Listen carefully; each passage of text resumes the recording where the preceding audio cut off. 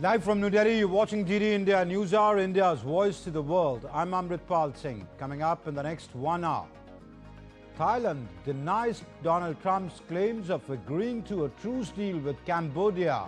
Thai Prime Minister says no ceasefire reached with Cambodia. California and 19 US states sued Trump administration seeking to block Trump's $100,000 fee on new H-1B visas.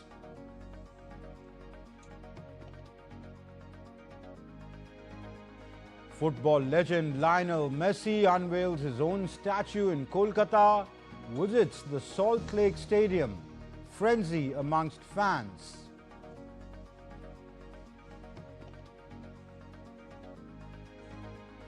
DD India and DD News shine at the Exchange for Media News Broadcasting Awards. DD India wins the Best International News Channel and Best Current Affairs Program Awards.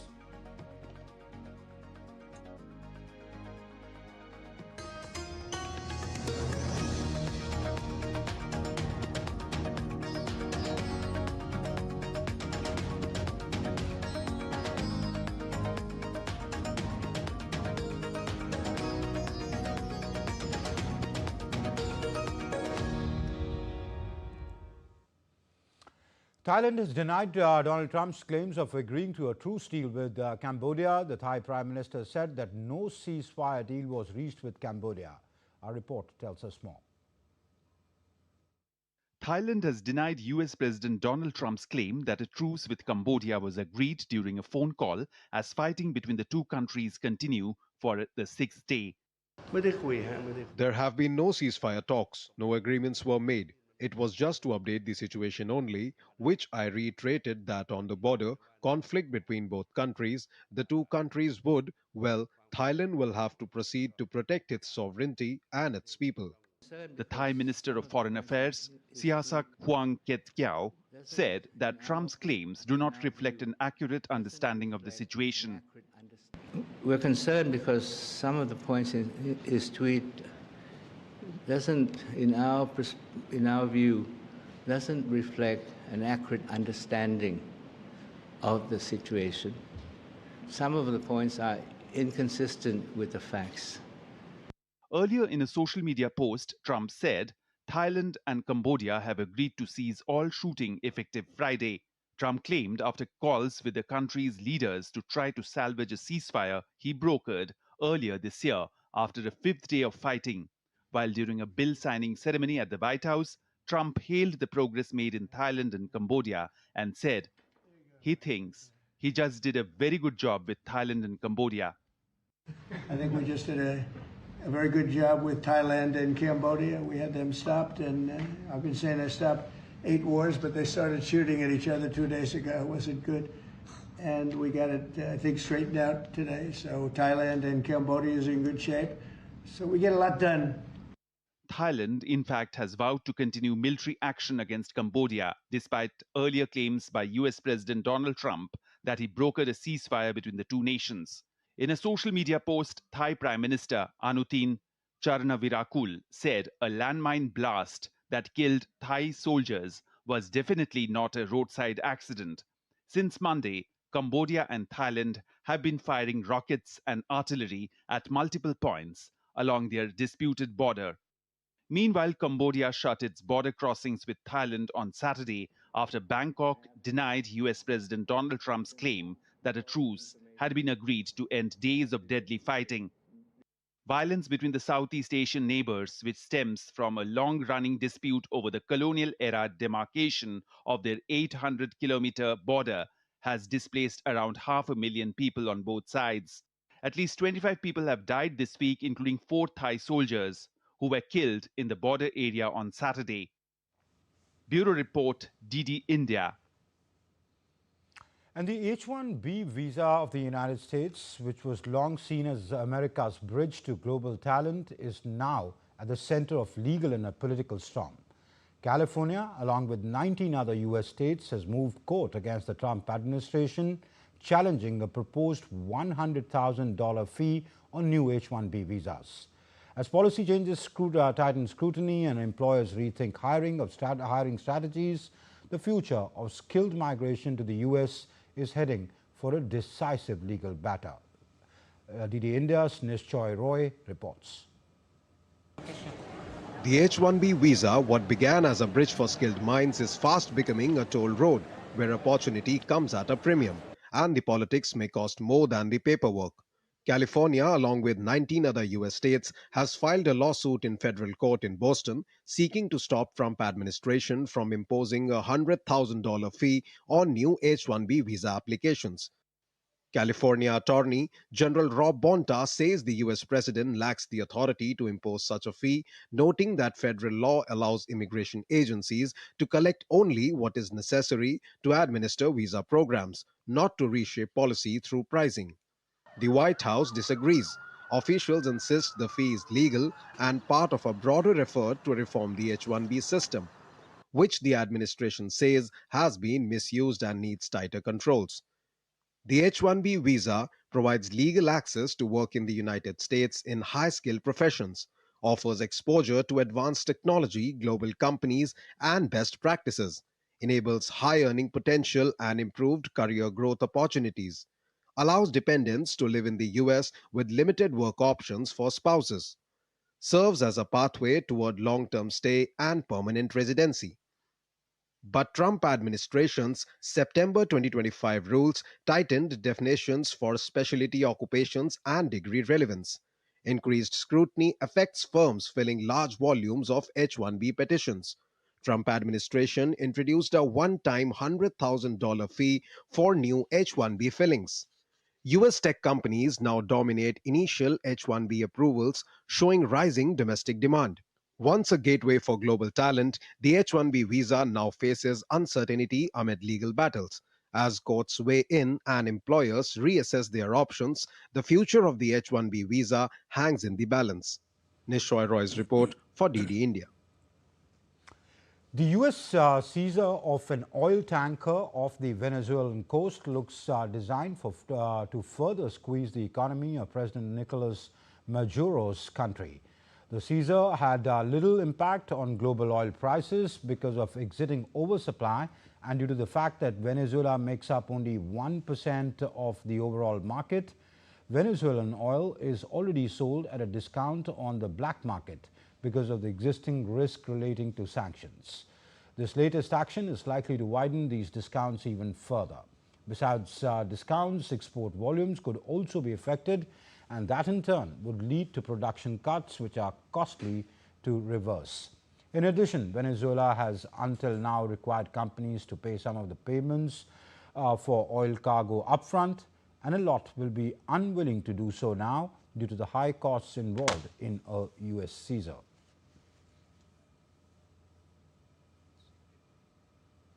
Meanwhile, U.S. President Donald Trump has again threatened to launch ground operations in Venezuela. His administration is also imposing new sanctions targeting vessels and shipping companies linked to Venezuela's oil sector, as well as relatives of Venezuelan President Nicolas Maduro. Speaking at the White House during an Oval Office event, Trump said that the U.S. was now stopping 96% of drugs coming in by water and warned that people are bringing in drugs to the country are targets. On Thursday, Trump had given a similar message, saying that drug traffic by sea was down by 92% compared with the 96% figure he cited on Friday. But we are knocking out drugs at levels that nobody's ever seen before. We knocked out 96% of the drugs coming in by water, and nobody can figure out who the 4%. I wouldn't want to be the 4% either, but 96% of the drugs coming in by water. Every one of those boats you see get shot down, you just saved 25,000 American lives. But we knocked out 96% of the drugs coming in by water, and now we're starting by land, and by land is a lot easier, and that's going to start happening. And we're not going to have people destroying our youth, destroying our families. Forget about youth, everybody. Okay, updates on the Russia-Ukraine conflict now. U.S. envoy Steve Witkoff and President Donald Trump's son-in-law Jared Kushner will meet Ukrainian President Volodymyr Zelensky and European leaders in Berlin this weekend. According to the White House official, Witkoff will also meet with his counterparts from France, Britain and Germany on Sunday and Monday. French President Emmanuel Macron, UK Prime Minister Keir Starmer and German Chancellor Friedrich Merz were also expected to attend. Trump has been stepping up pressure on Kyiv to reach an agreement since revealing a peace plan last month. The 28-point proposal has triggered a flurry of diplomacy between the U.S. and Ukraine's European allies, with Kyiv officials recently saying they had sent Washington an updated plan. The UN will appraise its policies on refugees next week due to an increase in the armed conflict, the politicization of asylum laws and cuts to international aid. At a global refugee forum review meeting from Monday to Wednesday, the government, civil society, the private sector and academics will jointly assess progress over the last few years and put forward new solutions. The number of people who have been forcibly displaced globally has nearly doubled over the past 10 years to 117.3 million, while international relief funding has decreased, partly due to Donald Trump's return to the White House. India has handed over 250,000 saline bottles to Peru to support patients suffering from dehydration, reaffirming its role as a trusted development partner. The humanitarian assistance, totaling about 32 tons, was formally handed over by Indian ambassador to Peru to the Peru's Ministry of Health. Peruvian officials expressed appreciation for India's timely support. The Ministry of External Affairs said that the aid reflects India's commitment to solidarity with Global South partners. India and Peru share strong bilateral relations across sectors, including health, pharmaceuticals, energy, agriculture, defense, and science and technology. In recent years, India has also provided medical assistance to Peru during health emergencies. The government reiterated that India remains a reliable health partner and a first responder to countries of the Global South. Still to come up on DD India Newshour, North Korean leader Kim Jong-un hails troops returning from Russian mission.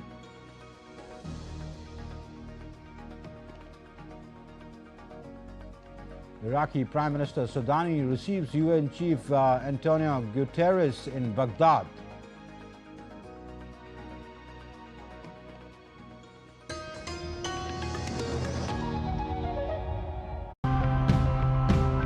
Green technology can really help protect our planet if it doesn't harm our communities in the process.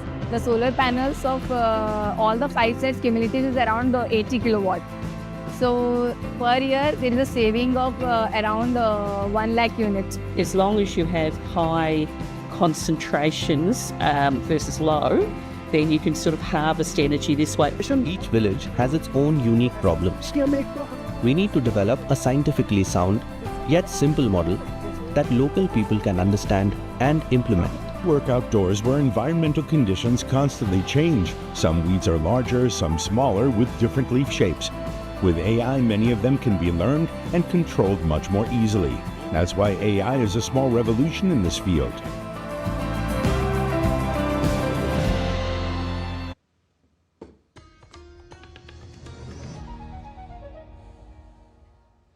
You're watching DD India Newshour. I'm Amritpal Singh. Iraq's Prime Minister Mohammad Shia al-Sudani received the United Nations Secretary General Antonio Guterres in Baghdad. Antonio Guterres' visit marks the end of UN political mission in Iraq, which has supported the country's transition after the US-led attack. At Baghdad's request, the UNAMI will shut down its operations after 22 years of assisting the country in its transition after the 2003 US-led invasion and occupation that toppled long-term ruler Saddam Hussein.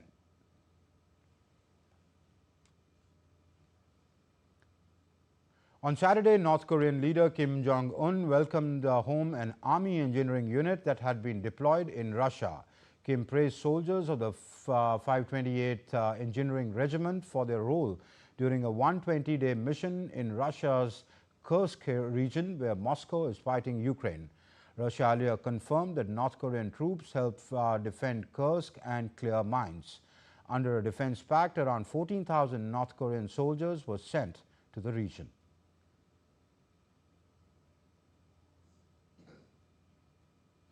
Former Bolivian President Luis Arce Catacora entered the San Pedro prison on Friday after a judge ordered him held in a pre-trial detention for 5 months as part of an investigation into alleged embezzlement.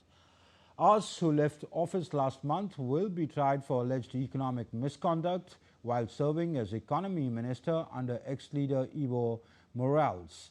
A hearing has been scheduled for May 12, 2026.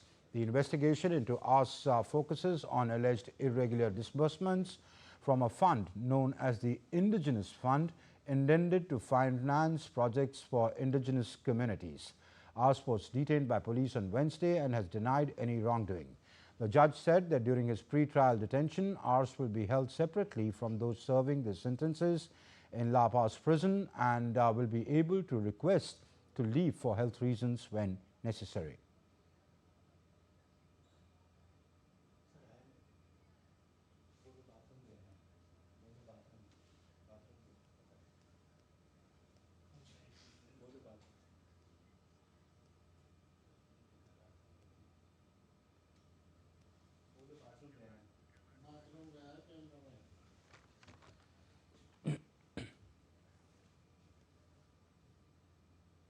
Prime Minister Modi will be on a three-nation visit to Jordan, Ethiopia and Oman from the 15th to the 18th of December. Ahead of Prime Minister's visit to Jordan, DD India's Taposh Bhattacharya spoke with the ambassador of Jordan to India, Yusuf Abdul Ghani.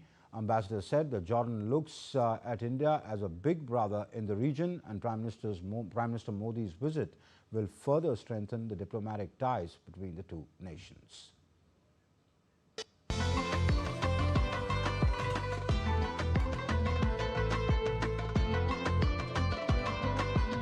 Joining me is Jordan's ambassador to India, His Excellency Yusuf Abdul Ghani. Sir, it's a pleasure to have you here in India, and thank you so much for giving us the time. We wanted to start with the fact that India-Jordan relationship goes a long way. Jordan can be considered a cradle of civilization. How do you see both the countries going forward? Well, as a matter of fact, this year marks the 75th anniversary of establishing diplomatic ties between Jordan and India. And our relation is built on mutual respect, silent friendship, and shared values. And I see our relation is going in steady pace, and I think that we have lots of things to accomplish in the future. Right. So when we talk about India and Jordan relationship, a lot of things are there. What are the key areas where do you think both countries can work together and you know, especially going forward in the next decade? We have lots of Indian investments in Jordan, and as you know that Jordan is a major primary exporter of potash, phosphate, fertilizers, phosphoric acid to India. So Jordan is helping Indian farmers and supporting India's food security and food industry. And also we have lots of Indian investments in garments, textile, more than 25 factories owned by Indian investors. They export to the US market more than $1 billion a year. The trade balance for that last year reached almost about $3.5 billion. And India is the fourth largest trade partner to Jordan. So we are thinking now of exploring new venues of cooperation in IT sectors, AI and transportation and renewable energy and other fields that we are keen to have Indian investment in. So a lot of people talk about that Jordan could be the gateway to West Asia. How do you see India-Jordan relationship vis-a-vis the defense and security aspect as well? Yeah, you know that in 2018, His Majesty visited India here, and we signed several memorandum of understanding in military cooperation, military industry, cybersecurity. So we are looking for also these venues of cooperation with India. So when we talk about, as I mentioned, it's a gateway to West Asia. How do you see India getting help, and Jordan also taking a benefit from that aspect also? With it's West Asia currently is a bit of a turmoil, and things are happening, a lot happening. How do you think Jordan can help India, and vis-a-vis take help from India in that regard? Yeah, you know that we have a strategic location in Jordan. Yeah. Jordan is in the heart of West Asia, and we are keen to have more cooperation with India, and to have more Indian investments, more Indian international companies and investors coming to Jordan, and industries. Jordan is very close to many major and big Arab countries, and close to Europe as well.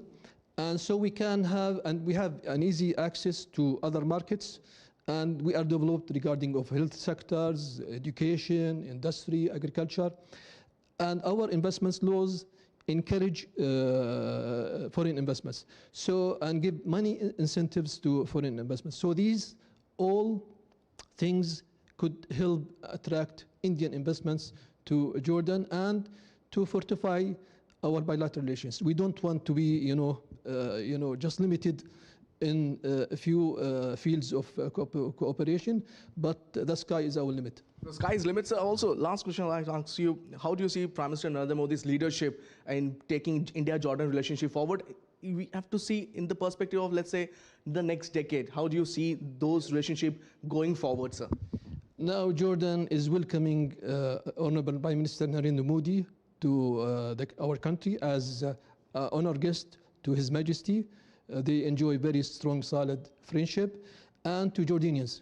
And we look upon India as a big brother in the region, and we also enjoyed very strong relations with India in terms of people-to-people connectivity, in terms of cultural activities. We exchange always views, delegations, and I think that the visit of Prime Minister now is very important, because it comes in a strategic time where in our cooperation that we want to move this cooperation to new strategic level and pave the way to many venues of cooperation in all sectors and boost bilateral relations. Much appreciated, Tam. So that was Jordan's ambassador to India, stating that the Prime Minister's visit is expected to be a watershed moment in both countries' relationship. With camera person Jaishankar, this is Taposh Bhattacharya for DD India from Delhi. And India and Jordan share a partnership rooted in trust, history and shared aspirations. Beyond strong diplomatic ties, the two nations also enjoy a deep cultural connection. During Prime Minister Narendra Modi's upcoming visit to Jordan, a key highlight will be his trip to Petra, the country's iconic UNESCO World Heritage Site and a symbol of Jordan's rich civilizational legacy. Taposh Bhattacharya brings us this report.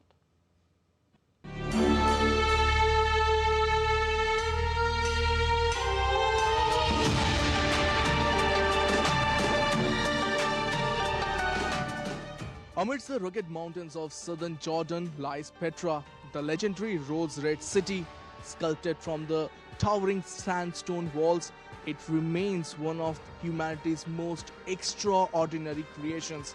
More than 2,000 years ago, Petra was the thriving capital of Nabatean Kingdom, a major center of trade, culture and innovation, where ancient caravans from Arabia, India, Egypt and Mediterranean converged.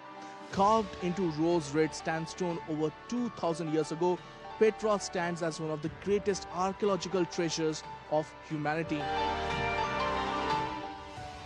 What makes Petra extraordinary is the architecture.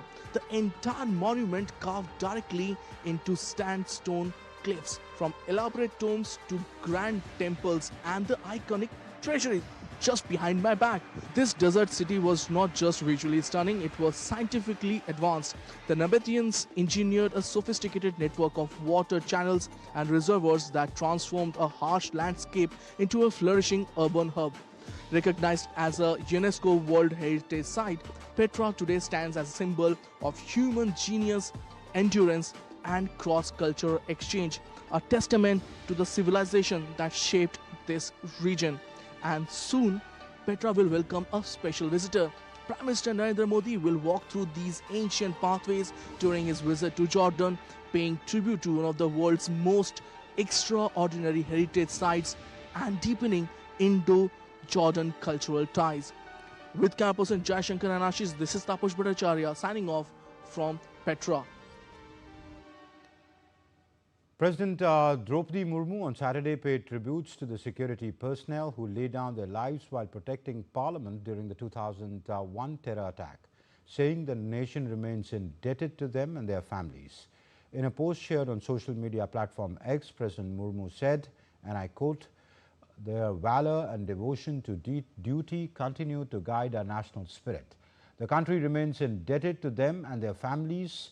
On this day, we reaffirm India's commitment to fighting terrorism in all its forms." Unquote. The nation saluted the courageous heroes who laid down their lives while protecting the country's parliament on this day in 2001. Prime Minister Narendra Modi, along with the other parliamentarians, paid their tributes to the bravehearts at the Parliament House in the national capital.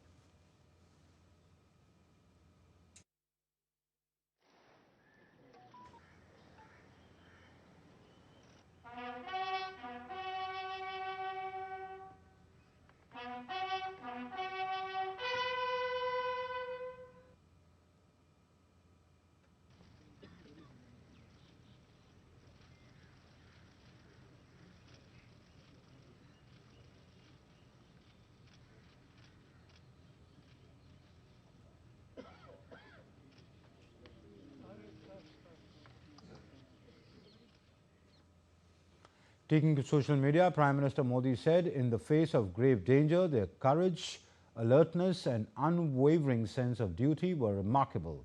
India will forever remain grateful for their supreme sacrifice.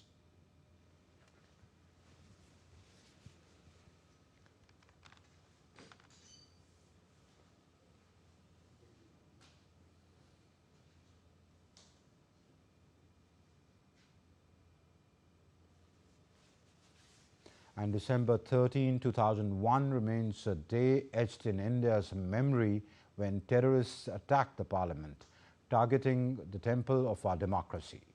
Brave security personnel, including CRPF Constable Kamlesh Kumari, laid down their lives to protect the nation. 9 heroes sacrificed everything so that our democracy could survive and our voices could be heard. Their courage and martyrdom continue to inspire the country today. Here's a report. Some dates, they are not just dates. They are a reminder of cowardly acts which tried to throttle our democracy. A reminder of how our brave hearts stood between terror and our great nation. December 13, 2001 is one such date when terrorists of the Lashkar-e-Taiba and Jaish-e-Mohammed stormed the parliament complex and fired indiscriminately. It was a direct attack on the temple of democracy. At about 11:40 a.m. in an ambassador car bearing registration number DL3CJ 1527, 5 Pakistani terrorists entered the Parliament House complex. They moved towards building gate number 12 when they encountered the carcade of the Vice President of India, which was parked at gate number 11.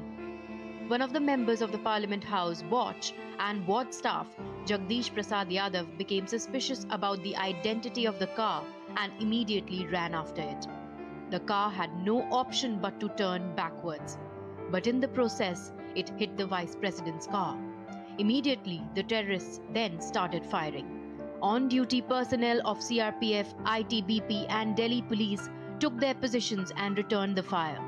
In some time, the brave security personnel gunned down all the terrorists. CRPF Constable Kamlesh Kumari was the first to sound the alarm, taking a volley of fire. buying crucial minutes. She kept tracking the terrorists and informing about their movements in the Parliament House complex. Her bravery was instrumental in quickly putting down the terrorists' game plan. But unfortunately, she fell to the barrage of bullets pumped into her and became a martyr. A total of 9 people lost their lives defending the complex, including 5 Delhi police personnel, 2 Parliament Security Service personnel, and a gardener. While the terrorists' bodies lay lifeless on the ground, the Indian tricolour still flew high, thanks to the supreme sacrifice of our 9 brave hearts. As the temple of democracy stands tall and strong, we must never forget their martyrdom. They sacrificed their lives so that our voice, our vote, and our freedom could live on. And still to come up on DD India Newshour, a discussion with an expert on the show on 20 US states suing President Trump's administration over the H-1B visa fee hike.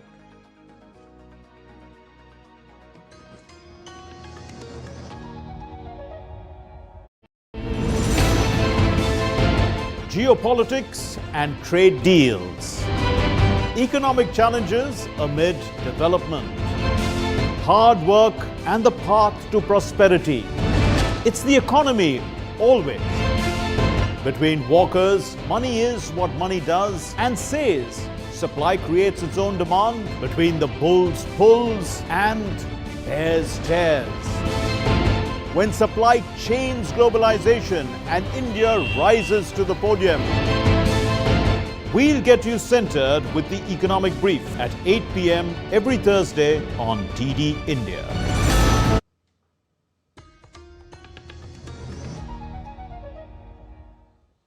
You're watching DD India Newshour. I'm Amritpal Singh. Let's take a look at the headlines we're tracking at the hour. Thailand denies Trump's claims of agreeing to a truce deal with Cambodia. Thai Prime Minister says no ceasefire deal reached. California and 19 other US states sued Trump administration seeking to block President Trump's $100,000 fee on new H-1B visas.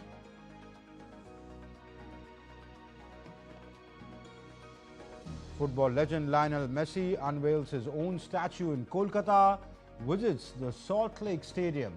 Frenzy amongst fans.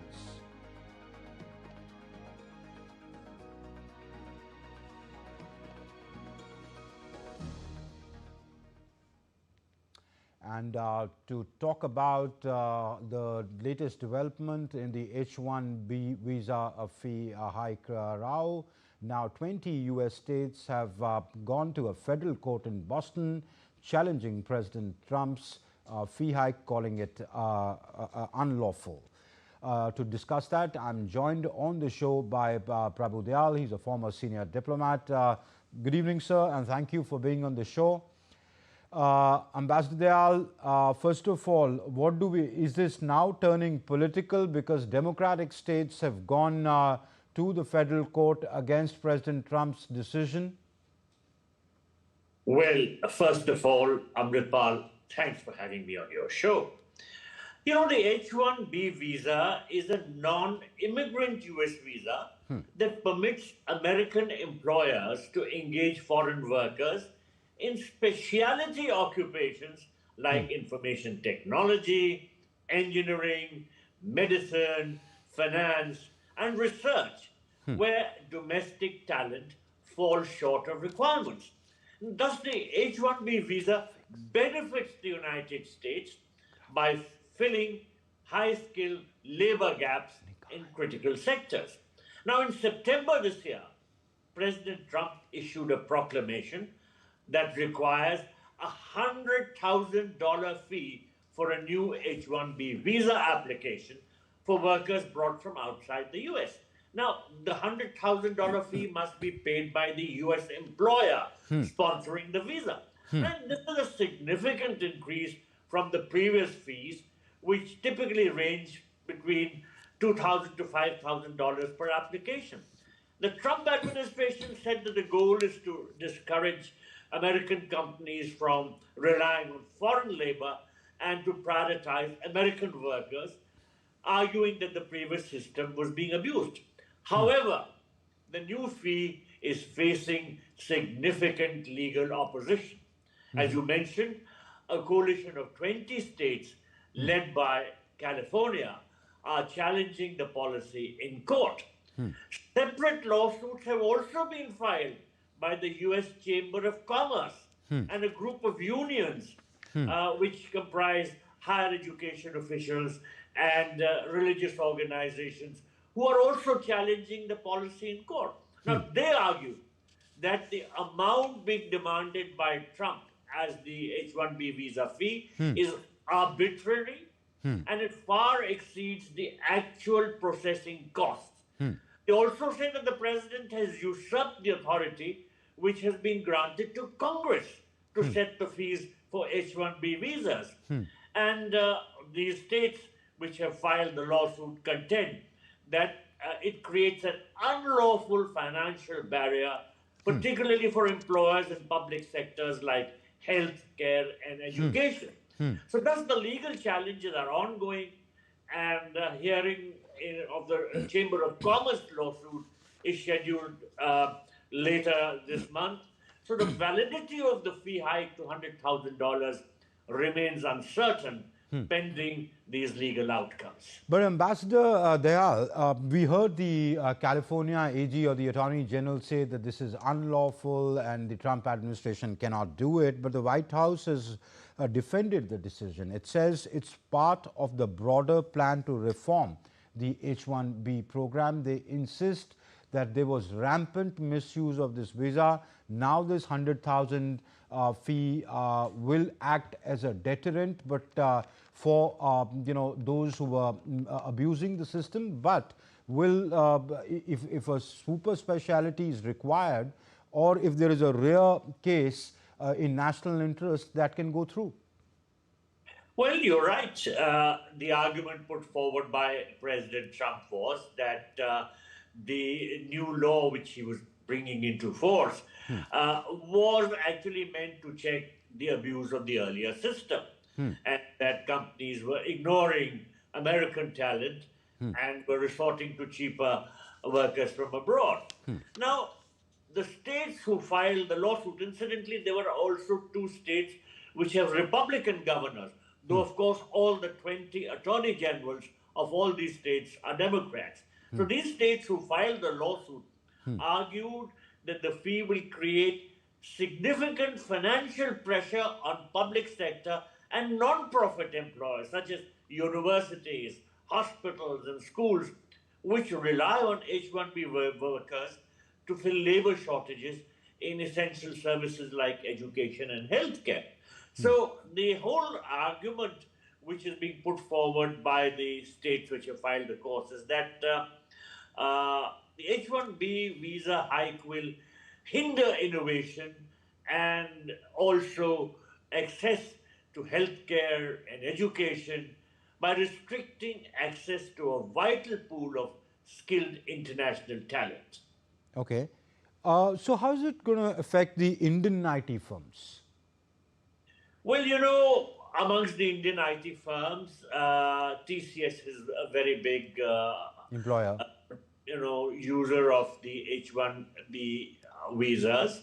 Of course, the biggest users are Amazon, which hires about 13,200 H-1B workers, and also followed by Meta, Microsoft, Google, Apple. But TCS is also a big employer, and so also are Wipro and I understand Infosys.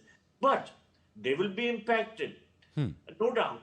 But I'll tell you that from my own experience, when I was posted in the United States, I visited the TCS offices. Okay. And I saw that they were increasingly trying to hire American talent. The problem is that not enough American talent is available. So that is why it was thought prudent to provide access to foreign talent.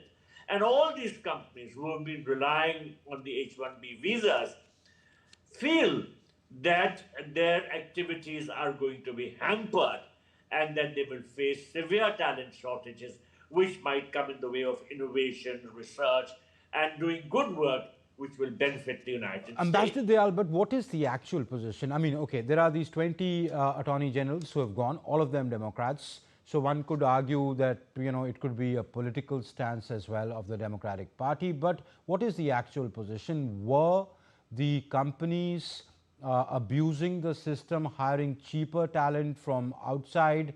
And was it impacting the recruitment of genuinely trained Americans who were available, the American talent which was available in America? Well, I've gone through a lot of American reports in the media on this subject. There is a complete division of opinion. Some feel that, yes, Trump was justified because American companies were ignoring American talent and resorting to hiring foreign workers because they were cheaper.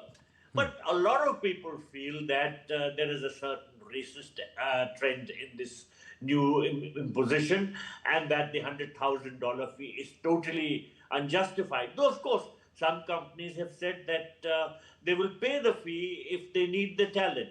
But nonetheless, it will impact a number of sectors which are very vital, as I said, universities, even school-level education, which relies on foreign workers who are not otherwise available in the United States, healthcare. And let me tell you that there is a very important organization called the Global Nurse Force, which is an international nurse staffing agency, which has sued the Trump administration, claiming that the new costs would reduce working capacity in intensive care units, emergency rooms, and surgical units, where patients have benefited from foreign workers, and the restrictions will increase patient wait times. But the Trump administration argues they can, review the specialty occupations if there is really a lack of American talent in some particular areas, like the ones that you mentioned, that they can review that and look at that. And but in places where companies are just getting cheap labor and it's harming American employment, they can go ahead and tighten the noose on that.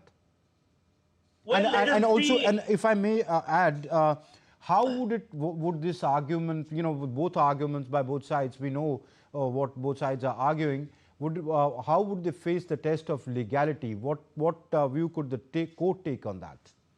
But the matter is in court, and it all depends on how the court views the legality of the situation.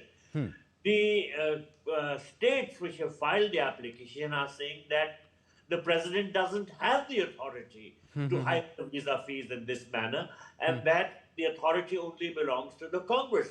So let us see how the courts decide on this matter, because it's a very complex legal issue. Of course, it affects the welfare of the average American also in a number of ways, as I said, due to its impact on healthcare and education. But of course, the functioning of the big companies, which bring in talent from outside to be utilized in, for instance, high-tech or engineering or skilled level medicine. So these are areas where the impact is being felt. There is no doubt about it. And organizations which have been hiring workers on H-1B visas and who are now having to pay considerably higher fees will actually heave a sigh of relief if the court strike down the Trump requirement of a $100,000 fee and revert to the older system. Let us see, but the matter is very complex because on the one hand, the administration is arguing that the earlier system was being misused and American talent was being ignored in favor of cheaper talent from abroad. While, of course, all these states are saying that a number of sectors which rely on foreign workers are being very adversely impacted. Let us see what the courts have to say. But you have a point in trying to hint that there is, of course, a political divide because all the 20 attorney generals of the states which have filed this lawsuit are Democrats. So there Democratic Party versus Republican Party overshadow also. But nonetheless, let's the see how it legal issue would have to be decided by the court. Right, so how it faces the test of legality in the US courts. Ambassador Prabhu Dayal, always a pleasure to have you on the show. Thank you for sharing your insights with us. Thank you. Thank you. And the government has taken note of recent decision by Mexico to raise its most favored nation tariff rates on selected imports.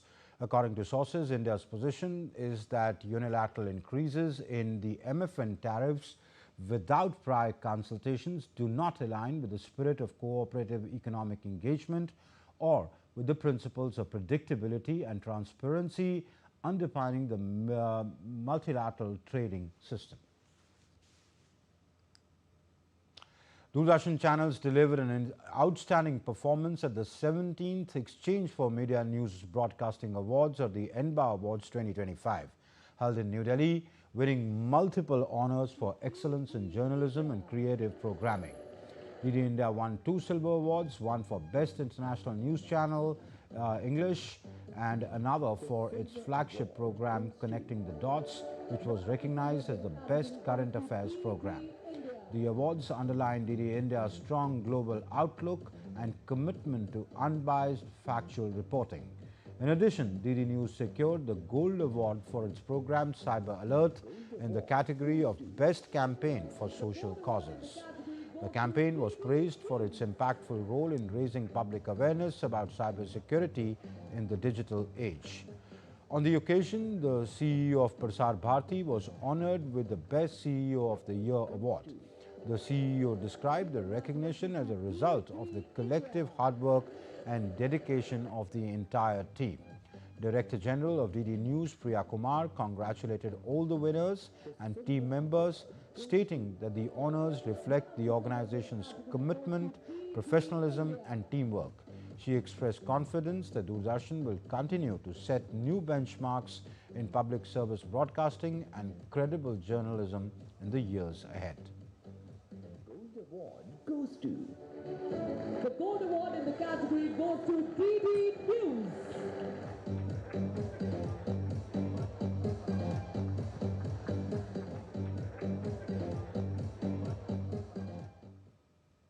मुझे बहुत खुशी है कि हमारे programmes की जो quality है, जो गुणवत्ता है, उसको आज इंडस्ट्री फोरम्स में एक पहचान, एक रिकग्निशन मिला है और इतने सारे अवार्ड्स हमने जीते हैं। हमारी पूरी टीम के हौसले इससे और मजबूत हुए हैं और मुझे विश्वास है कि आने वाले सालों में हम और भी अच्छे प्रोग्राम्स बनाते रहेंगे और नए-नए अवार्ड्स जीतते रहेंगे। बहुत खुशी हो रही है और ये हमारी टीम की मेहनत है जो इसमें दिखती है, और ये जो कहते हैं कि शायद पब्लिक ब्रॉडकास्टिंग में अवार्ड्स नहीं मिलते हैं, ये जवाब है कि पॉपुलर अवार्ड्स पब्लिक ब्रॉडकास्टर को भी मिल सकते हैं अगर काम अच्छा हो और नीयत अच्छी हो। The 4th edition of the Kashi Tamil Sangam continued to celebrate devotion, cultural exchange and shared heritage as delegates journeyed across Kashi and Prayagraj. The women's group reached Kashi and offered prayers at Kashi Vishwanath, Annapurna and Vishalakshi temples, followed by a traditional meal at the Annapurna Bhavan. They later enjoyed the Alaknanda cruise and witnessed the serene Ganga Aarti from the river. The women's groups also visited the historic home of Subramania Bharti and spent reflective moments at Shankaracharya Math and paused for spiritual quietude at the Hanuman Ghat by the sacred waters. World Peace Event 3 concluded in Lumbini in Nepal, with participants discussing on the World Peace in Lumbini Convention Hall. The participants also attended cultural program in Ramgram Stupa. Undigged Buddha relics are present in Ramgram Stupa and Nepal's Lumbini. Billionaires from various countries gathered in Lumbini for networking and to see business opportunities during the World Peace Summit. We are organizing a World Peace program in Lumbini, the birthplace of the Buddha. So the program is highlighted in creating a harmonious environment for the collective growth and collective benefits. We'll be discussing about ancient intelligence and artificial intelligence and how it plays a major role in the future of humanity. India's ambassador to Hungary, Anshuman Gaur, joined the Gita Jayanti celebrations at the ISKCON temple in Budapest. The ambassador addressed the gathering on the timeless wisdom of Bhagavad Gita and India's philosophy of Vasudhaiva Kutumbakam, the world as one family. He also highlighted the recently organized International Gita Mahotsav 2025 in Kurukshetra in Haryana. India achieved a cultural milestone as Diwali was added to the UNESCO's Intangible Cultural Heritage list, affirming its global significance. The recognition strengthens India's cultural identity and is expected to boost international tourism, drawing visitors eager to experience the festival's traditions, lights and celebrations.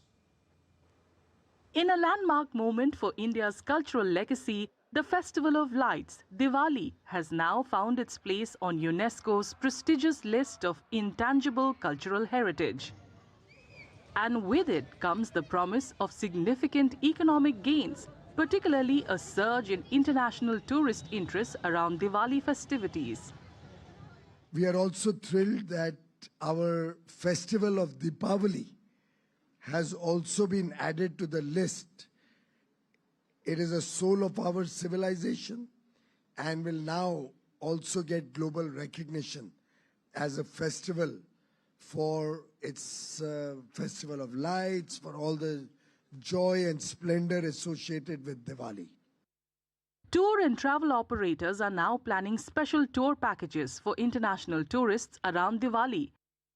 Industry experts point out that global tourism trends have shifted sharply. It's going to really get a high-value cultural tourism now into India, I feel, with all these things happening. Because the itineraries can be curated around the festivals and, of course, UNESCO status increases Diwali's pull factor. And Diwali is such a beautiful, festival of India.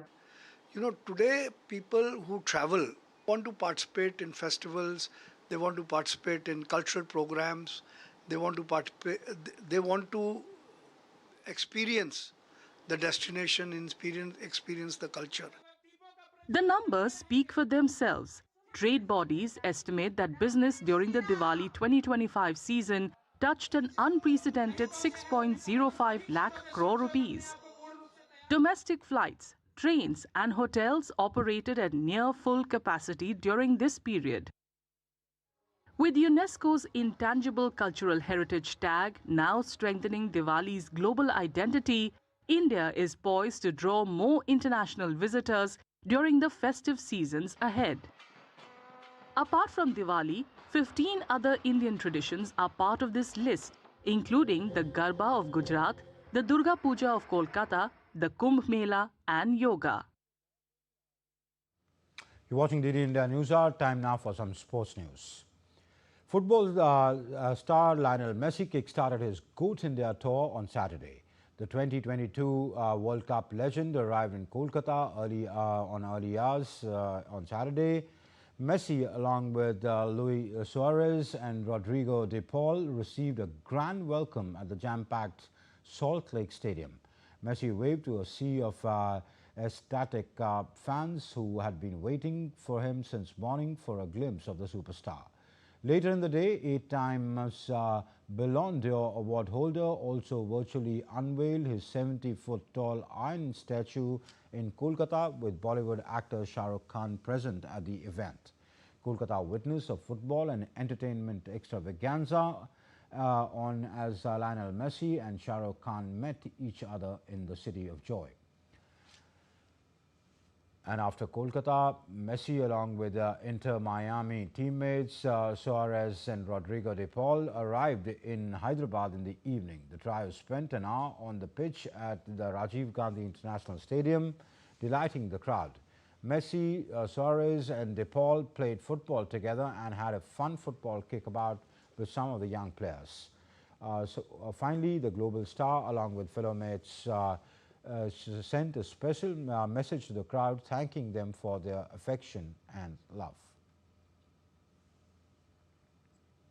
India's Sports Minister Dr. Mansukh Mandavia, along with Garhwal Member of Parliament Anil Baluni, inaugurated the Sansad Khela Mahotsav 2025 on Saturday in Uttarakhand. The sports festival aims to promote interest in sports among youth and will continue until December 2025. December 25th. As part of the initiative, sports competitions will be organized in every assembly constituency. Selected players from these competitions will then be given opportunities to compete at the state and national levels. On this occasion, Sports Minister Dr. Mansukh Manvia emphasized the importance of strengthening sports culture among youth and encouraged young people to actively participate in sports for their overall development. Garhwal Lok Sabha क्षेत्र के युवा sports में अपनी career बना के गढ़वाल, उत्तराखंड और भारत का नाम रोशन करेगा। मोदी जी के खेलो इंडिया, मोदी जी के फिट इंडिया के आह्वान पर देश के युवा स्पोर्ट्स के साथ जुड़ रहे हैं। देश में खेल संस्कृति आगे बढ़ने लगी है। And that's all in this edition of DD India Newshour. But do let us know your thoughts on the news of the day. For those on the go, you can get all the latest news and updates from India and across the world on DD India's mobile app. The app is available both on Android and iOS platforms. Scan the QR code on the screen to download now. We'll be back with more news as it breaks here on DD India. I'm Amritpal Singh from our entire team here in Delhi. Thank you for watching DD India Newshour.